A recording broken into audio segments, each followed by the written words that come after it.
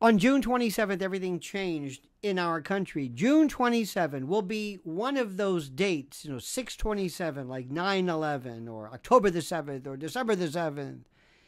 June 27th is when everything changed in our country. That was the day of the debate. And nobody saw it coming. They thought, oh, we're going to have a debate.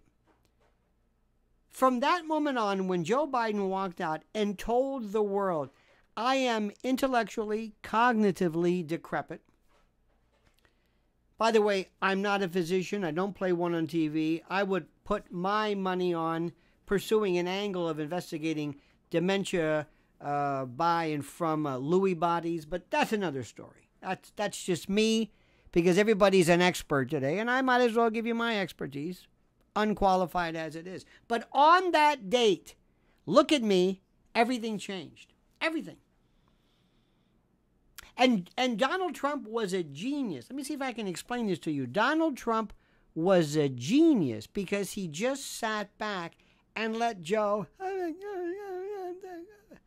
to the horror of the entire world, second only to our horror when the entire world didn't already know this. But I digress. And these idiot Democrats thought, we're going to fix it this time. We're going to remove a studio audience.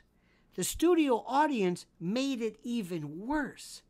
It made things worse because it just allowed the resonation of the seem almost cacophonous in its silence. You know the expression crickets? Well, it's sort of like crickets, but this was giving us the opportunity to let the horror of it sink in. And Trump again played it brilliantly by not going in for the kill. Don't do something when your opponent is basically devolving. And it's a sad thing, and I'm going to say something repeatedly. I'm going to say this. I do not get pleasure out of making fun of somebody going through some type of mental state of being cognitively in extremis. But I'll make an exception this time. I'll make an exception. What this man has done to my country, my republic, oh yeah, no. The gloves are off now, Joey. Gloves are off. But what you did is even more beautiful than anybody could ever do. What do I mean? He doesn't even have the guts to leave. He doesn't even know when he's not wanted. He's actually going out and saying, I'm going to stay. What was that, Joe? I'm going to stay. You're going to stay? Okay. Well, Democratic leadership seems to disagree with you. So here's what we have now. Gavin Newsom. Okay, I told you this. I don't want to sound like Dershowitz, always predicting everything, but I've been saying this for a while because there are reasons that I know this. But he's in there.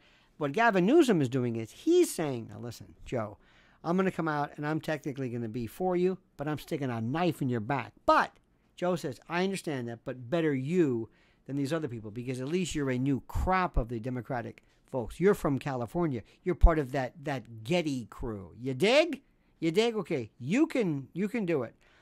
Kamala, who never won in any of this, she's being pushed now under this mythical, magical, imaginary view that somehow the Democrats will go crazy if they step over a black woman, which is absurd. Absolutely, patently absurd. They don't care. Next, the 25th Amendment. That's not going to go through. It takes too long. Plus, nobody can even understand it. Section 4, forget it. Or Joe Biden could be a real slickster and introduce a written statement that says, I'm going to be unavailable, but I'm not giving it up. And Kamala, you'll be acting president, but not president. We'll get into that John Tyler thing. But that's not going to happen either.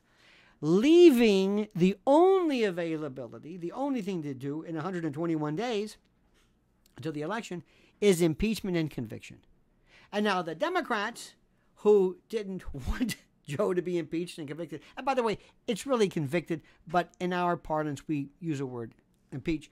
The Democrats who fought against this, against the Republicans, now need the Republicans to help them in voting to eliminate their guy. I mean, this is, look, I don't think you understand what I'm saying. You will never see this again in your life.